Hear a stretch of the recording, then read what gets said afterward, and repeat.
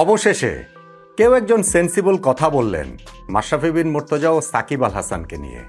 Sensible কথার মূল্য সবসময় থাকে, কিন্তু কে বলছেন অনেক সময় সেইটাও ভীষণ রকমের গুরুত্বপূর্ণ হয়ে ওঠে, সময়টাও গুরুত্বপূর্ণ হয়ে ওঠে।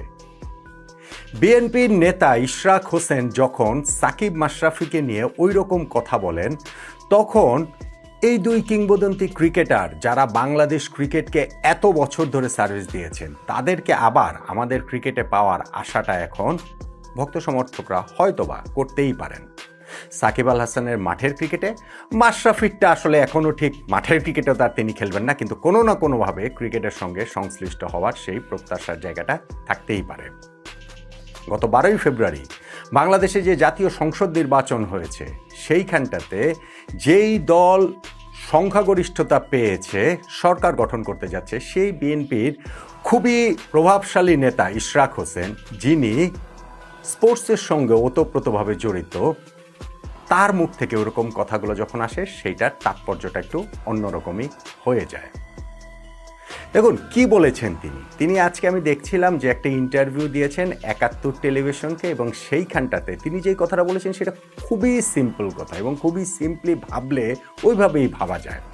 তিনি বলেছেন সাকিব আল হাসান, মাশরাফি বিন মুর্তজা এরা বাংলাদেশের ক্রিকেটার, যেন ক্রিকেটার নয়, আমাদের দেশের অ্যাসেট।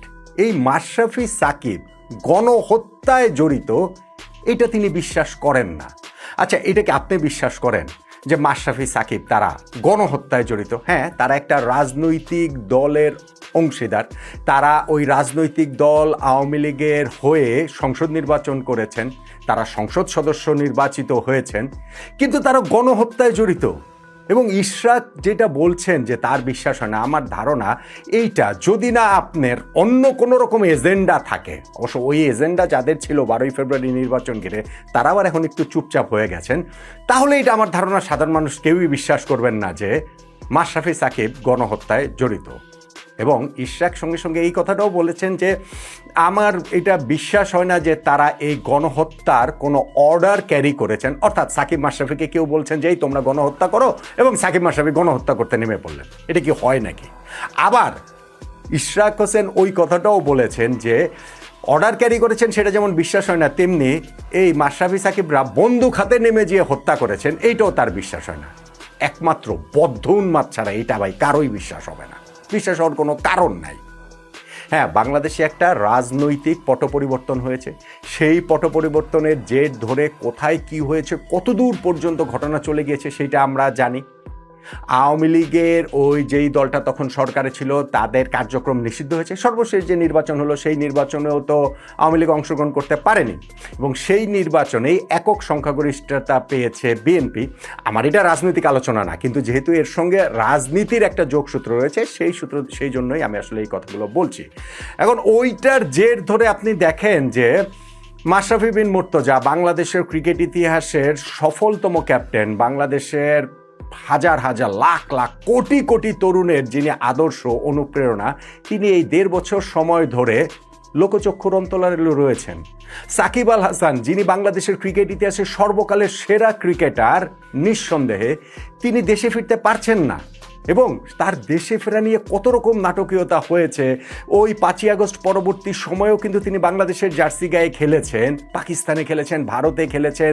যখন তিনি দেশে আসবেন, দেশে এসে শেষ একটা টেস্ট ম্যাচ খেলার ইচ্ছা পোষণ করেছেন, এবং তখনকার সরকার, অন্তর্বর্তীকালীন সরকার, এখনও সরকার বটে, এখনও তাদের সময়টা আর এই যদি একদিন রয়েছে, তারপরে শেষ হয়ে যাবে, তারা ওই অনুমোদনটা দিয়েছিল সাকিবের দেশে আসার। যেই কারণে সাকিব ওই আমেরিকা থেকে পরিবারের কাছ থেকে বিদায় নিয়ে দুবাই পর্যন্ত চলে এসেছিলেন বাংলাদেশে আসার উদ্দেশ্যে, কিন্তু তারপরেই রেড সিগন্যালটা গ্রিন সিগন্যালটা ইনফ্যাক্ট রেড সিগন্যাল হয়ে গেল, সাকিব আর আসতে পারলেন না, এবং সাকিব আর বাংলাদেশের জার্সিতে খেলতে পারলেন না। এখন কিছুদিন আগে যেই ঘটনাটা ঘটেছে, ওইটা আসলে একটা ব্লাফ, ওইটা আসলে একটা নেহায়েত ভণ্ডামি। যে কি সাকিবকে বাংলাদেশের জার্সিতে আবার খেলানোর ব্যাপারে আমাদের ক্রিকেট বোর্ড আগ্রহী, তারা সিলেকশন প্যানেলকে সেরকম নির্দেশ দিয়েছে। এখন সরকারের সঙ্গে যোগাযোগের দায়িত্বটা Bangladesh cricket board president Aminul Islam Bulbul ভাইকে দেওয়া হয়েছে। কোন দিন থেকে এটা বলেছিলেন?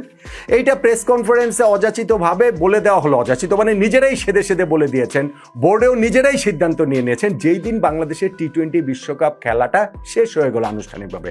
ভাই, দৃষ্টিটা ঘোরানোর জন্য, এই ডাইভারশনের জন্য তারা এই কাজটা করেছেন। আমি এখন 500% নিশ্চয়তা দিয়ে বলতে পারি, আমিনুল ইসলাম বুলবুল ভাই কি সরকারের এই উচ্চ পর্যায়ের সঙ্গে গত কিছুদিনে আলোচনা করেছেন যে না, সাকিবকে দেশে ফেরানোর ব্যাপারে কি কি করা যায়? বুলবুল ভাই কার কার সাথে আলোচনা করেছেন আমাকে বলেন তো। মানে এই ঘটনাটা ঘটেছে 24শে জানুয়ারি, আজকে আমরা কথা বলছি 15ই ফেব্রুয়ারি। এই যে প্রায় 3 সপ্তাহ হলো, এই 3 সপ্তাহ বুলবুল ভাই কাদের কাদের সঙ্গে কথা বলেছেন বোর্ড থেকে যে তাকে দায়িত্ব দেওয়া হয়েছিল যে সাকিবকে দেশে ফেরানোর ব্যাপারে? আমার সিরিয়াস ডাউট রয়েছে।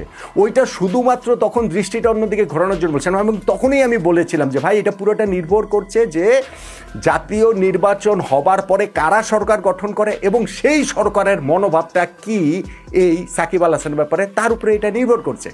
যখন 12ই ফেব্রুয়ারি সেই নির্বাচনে এখন বিএনপি সংখ্যাগরিষ্ঠতা পেয়ে জয়লাভ করেছে এবং সেই বিএনপির একটা ভীষণ প্রভাবশালী নেতা ইশরাক হোসেন যখন এরকম কথাবার্তা বলছেন, তখন কিন্তু সেটা আশাবাদী করে যে সাকিব আল হাসান মার্চে পাকিস্তানের বিপক্ষে সিরিজে বাংলাদেশের মাটিতে আসবেন, বাংলাদেশের জার্সি গায়ে আবারও তিনি খেলবেন।